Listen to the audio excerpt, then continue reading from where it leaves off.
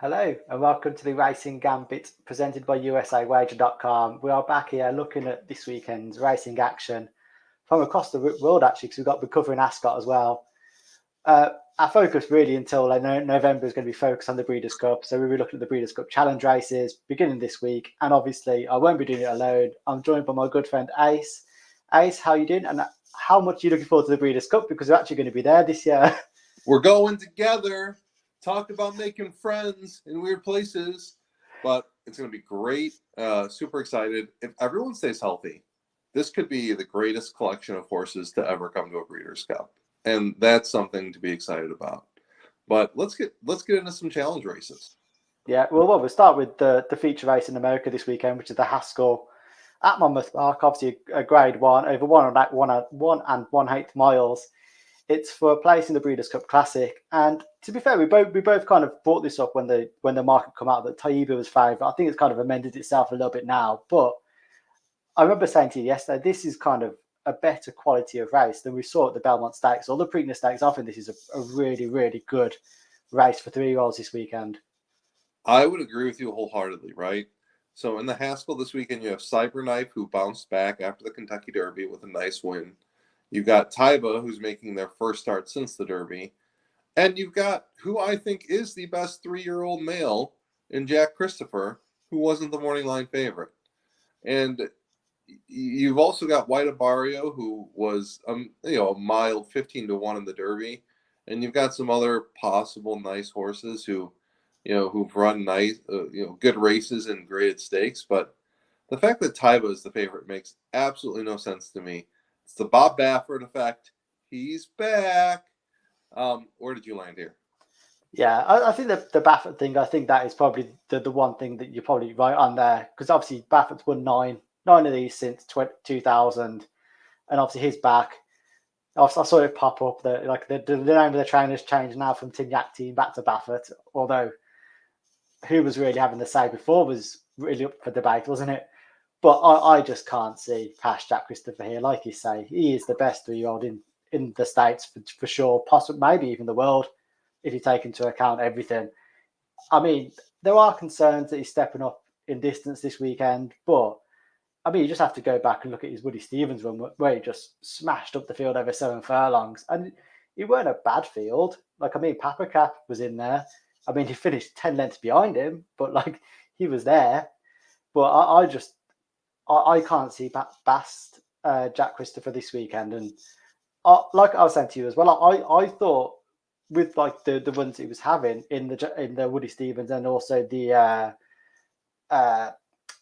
race that he had at Belmont before, or the race that he won at Churchill, I was under the impression he was going to be aimed at the dirt mile this year, and then with an eye on the Classic the following year. But I think him being in here, if he wins this, I just think is going straight to the Classic, isn't it? Which it looks really open this year as well. Yeah, and that's the nice thing about the Classic, right? If everyone goes, you're going to get fair odds on a lot of different horses, right? Here's the one thing that I'm just kind of all over the place on, and it's Cyberknife. And the reason is, 6-1, you get Florent Giroux, you get Brad Cox.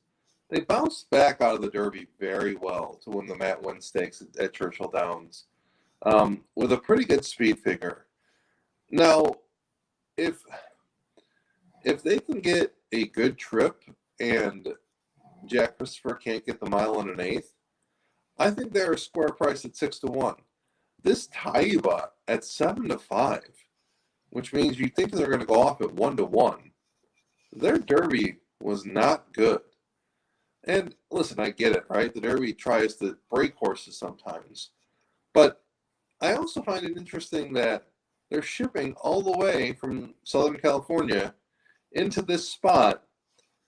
And they've got to have confidence in this horse. The only thing is, how in the world do you know how they're going to run? And how in the world do you take 1-1 probably on a horse who's won 2 races and then bombed in the Derby, right? Yeah, so we all agree the Santa Anita Derby was spectacular. It was impressive. But at the same time, that could be the height of this horse's powers, right? I don't see them running a 111 back like they did in that race. So with that, I'm with you. I think Jack Christopher is special, period. I think he's a special horse. And then if I'm going to go for a price, if Cyberknife is still around 6-1, I don't think it's a bad price. No, the thing about Taiba is obviously with the Santa Anita Derby run, like when we did our Kentucky Derby show, I said I laid down there that I was going to go nowhere near him because you just don't know, and I still feel like we don't really know much about him. Obviously, he smashed up in the Santa Anita Derby, which in itself was a bit of a weird race because obviously our Forbidden Kingdom just kind of broke down, didn't he? So the whole race as a whole it was kind of quite weird. Obviously, Messier was in there, but obviously Messier again in the Derby he brought nothing to the table. Yeah. So we might learn more about Taiba this weekend, but I highly doubt it. The one that I still kind of get drawn to is White Barrio, but I feel like his best form is not here. It's not a Monmouth. I think he did okay in the Derby. He didn't have a great trip in that, and he bounced back with that in the Ohio Derby when he was second. But like you say, there's prices here, and I would much rather take White Barrio at 7-1 when you know what you're going to get than Taiba at 7-4. 1,000,000%, and especially because, and I hate to say this, right, but like White Barrio did their best racing in Florida. This is the Joe Saffy story. It's like, or Saffy Joseph story. Wins a ton in Florida, takes his horses anywhere else, they can't run. White Barrio for me is a complete fade. Complete fade. I'd be more shocked, if anything, if that horse actually won. You've also got We the People in here who ran a pretty decent race in the Belmont Stakes, but finished fourth. I think he's another one. I know We the People isn't in here. Oh no, it's not in here. He must have got scratched. Yeah, he was looking to go here, but he decided not to.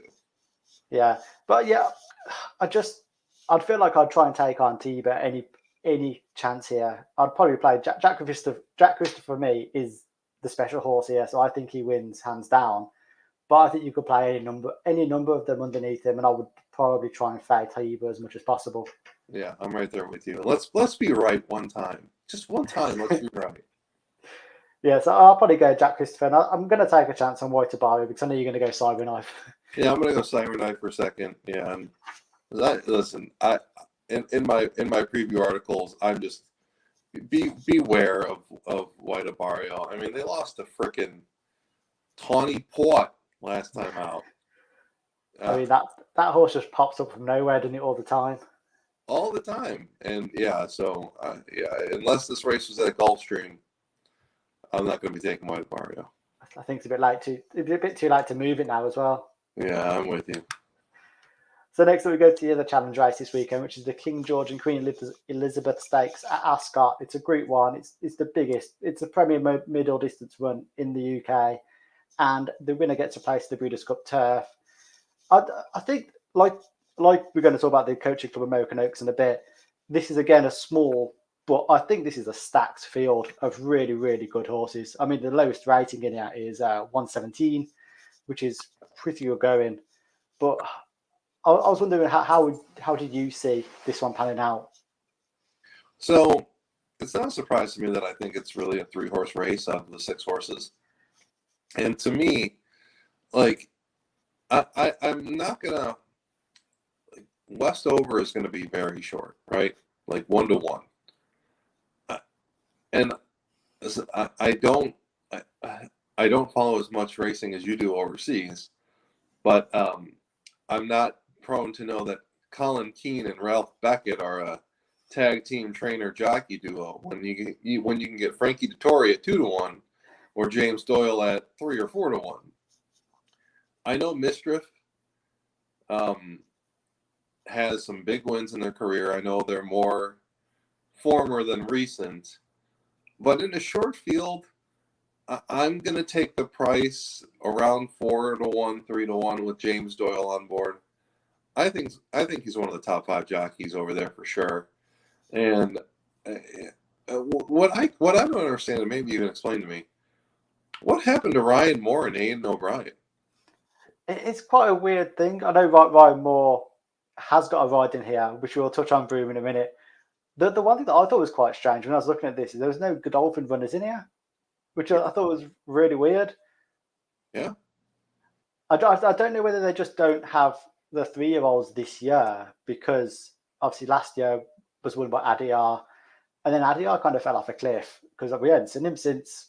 I don't know if it might have been the Ark the last time we saw him, Yeah. but we hadn't seen him since. Yeah, it's really something to me. So like, I feel like they've fallen off a cliff in these big races, and so for me, it's like, all right, I can get Mischief, I can get him at 4-1, I can get James Doyle. I'll take it. I'll take it to the bank every day. You know, where did you land?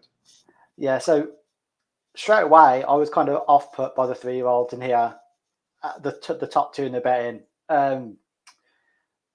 Obviously, Adyar won last year, but only Enable is another 3-year-old that's won since 2014. And Enable is a very, very special horse. And at the time, Adyar was kind of shooting fire. So, like, he couldn't do any wrong at that point last year. And I'll just be very, very wary of them too. Yeah. I think Mishriff is the highest quality out of the top three. Yeah. Obviously, he's won three Group 1s. He was very unlucky in the Coal Eclipse at Sandown last time out. But I'd be pretty keen to forget he's running Riyadh as well, because I just don't think he just turned up, which you see quite a lot. We saw in Life is Good, didn't we, earlier in the year as well. Overseas races like that, you just never really get the best out of them anyway. Yeah. Mishriff's form, though, at Ascot is a bit of a concern. He's not 0 for 3, and he didn't win this last year either. I think Adyar finished ahead of him by a considerable amount of distance. So I just went for a really out there angle. So 7 of the last 12 winners have been rated 1-2-1 or higher. Plus, you add into that, they've also 5 of the previous 12 winners have won at Royal Ascot the month before, and the Hardwick Stakes has produced 3 winners. So I've just gone down that route and stuck with Broome, who won the Hardwick in really, really good fashion. And I just think it's quite good over this distance. And you do need that experience. Like 10 of the past 12 winners have at least run over this distance twice. And I just think Broome is the value here, because Mishriff, you don't know whether he's going to turn up or not at Ascot. The 2 3-year-olds, I don't think are as good as many people make out. Like Westover managed to finish third in the Derby over here earlier in the year, but he was highly regarded then. Emily Upjohn was chinned on the line in the Oaks by Tuesday, which is another Aidan O'Brien runner. The one that's kind of, I think, is going to come in massively before Saturday is the Arc winner, Torquato Tasso, the German trained one. He was 72-1 in the Arc last year, but the conditions, I think the conditions in the Arc kind of almost certainly helped his chances. They were racing in dirt in France last year. Yeah. And I don't know what the weather's saying this weekend, but unless it rains between now and Saturday, I'm not sure. So you're going bombs away here. Bombs, yeah, bombs. You know what? I don't blame you one bit, right? And I don't trust the 3-year-olds, like you said. I don't trust them against older. And yeah, Mischief's got all the back class in the world, don't they? Like, it's one of those things, and especially they haven't won at Ascot. I know their recent form's not incredible, but you're right. Maybe this is just a day to go bombs over there. I'm fine with that. I mean, if you can get 20-1 on the Ryan Moore and Aidan O'Brien pair, then I'm taking that. Yeah, I'm with you. Yeah, so you're landing on Mishriff in the King George. I'm going to land on Mischief, back class, and hopefully they can come out on top. And I'll stick with my 20-1 bomb in Broome. Nice. Next up, then, we've got the United Nations. So we're sticking on the turf over 1 1/8 miles at Monmouth Park. It's a grade 1, and the betting for this is dominated by the top 3 from the Manhattan. And I don't know about you, Ace, but I feel like we might see the same top 3 again, but I think it might be in a slightly different order this time around. Well, I'll tell you, the Manhattan made me a lot of money. I was very thankful for Tribute Havo. I mean, you got a Chad Brown horse at 19-1. It was the lone speed because somebody fell out of the gate. It was great. I was so thrilled. Here's the interesting thing about this race, right? You've got a lot of contenders coming back, and you're saying to yourself, well, yeah, I'd expect those horses to go 1, 2, 3, right? And I'm trying to find another horse that just, like, steps up and steps out to me that like I'm like, okay, where can there be an upset? I just don't see it. I'm completely with you. I think Gufo is one of the top 3 horses in this race. I think Tribute Hubble, like maybe they fall off the ledge, but I mean they ran a 103. It's not like they just got to walk around the track. And then you've got probably the best horse in Adamo, who, listen, I mean, how can you go against Flavian Pratt and Chad, right? Like, I know that they haven't won since coming over here, but second by a head in a grade 3, third in the a grade 1, and then second in the next grade 1, right? Maybe it's time that Adamo steps up and wins it. But I'm looking for people who are going to be closer to the pace, because I don't think anyone's going to be coming from the clowns to win this one. No, I'm with you with that Adamo. I just think he's the most talented horse in here, and like I think he will get his day at some point. It could be this Saturday. I thought he was quite unlucky actually in the Manhattan, because I think he was boxed in for far too much of that race, and he just didn't have the space to kind of make a move. If he gets a clear trip this time around, I think he wins this pretty comfortably. I'm with you. I think he wins it comfortably as well. But like, what's really interesting, like, do you just play like the Chad exactas, right? Do you just take Adamo and Tribute Hubble and just call it a day, right? And then just say, yeah, this Rosario Clement Gufo. Gufo's a very nice horse who has won a grade 1 and who always seems to be right there, right? But yeah, I just see it. I think it's time for Adamo to truly stretch his legs out and get that grade 1 win over here. Yeah, the weird thing about Gufo is if you're playing exactas, I think he's nailed on to be in there. I was looking earlier; he's placed in 14 of the 15 races he's run. The only exception was the Breeders' Cup Turf last year, where he finished 10th. Which, I mean, you can like kind of make an exception for that, but to finish in the place in all but one of your runs, I mean, it's pretty ridiculous, really. Yeah, he's really something, and I mean, a lot of grade 1s in those, a Yeah, lot yeah. of grade 1 first, seconds, and thirds. So it's impressive. I always think with Gufo, he just comes up against something that's a bit better than him. Yeah. And I think it's probably going to be the case again this week. The one that I did like at a bit of a price, just because I know we're at Monmouth and I think it's a bit of a weird track, is his Pure Gold, purely because there's a bit of Monmouth form there. He's won his last 3 there, which included a win over a mile in the Irish War Cry handicap for the second year in a row. Last time out, the only concern there, I think, is the distance, because he's only run over this distance once, and he finished 9th in the Group 3 Hill Prince. But I think if you're looking for a bit of value, I think he's okay. I think he's better than the rest. Like, I mean, I fell off a cliff with Glyn County, haven't I? So I can't go there again. Yeah, I don't blame you. I don't blame you there, right? I'd say if I was going to go for price, and listen, I don't blame you, because Paco Lopez loves Monmouth Park. Yeah, that horse, 5 races at Monmouth, 4 wins in a second. Pretty good over that track, right? I'm going to look to Temple, the 4, with Jose Ortiz and Mike Maker coming in. They've won a grade 2 recently. They took 4th in the Pan America behind Gufo and Aban. I don't think they just got the best trip there. They weakened late. But if they can pop back up, like, I can see Temple getting a part of the money, but I do think it's a 3-horse race. Yeah, I think it's interesting though, because I think it's still a very open race even with the 3 at the top, like, because you don't know. Yeah, you just don't know. But I know I'm not going to get 19-1 on Tribute Haven, so that makes me sad. No. So where are you going on that then? If I you're think, top I think 3. Adamo finally steps up and gets it. Yeah, I'm with you. I think Adamo probably wins, and Gufo is going to finish top 3. Whether that's second or third, I'm not quite sure. Yeah, I'm with you. So next up, we've got the Coaching Club American Oaks, which is another grade 1, this time at Saratoga, over 1 1/8 miles for the 3-year-old fillies. And this is quite a fun race, really, because we've got a rematch from the Kentucky Oaks.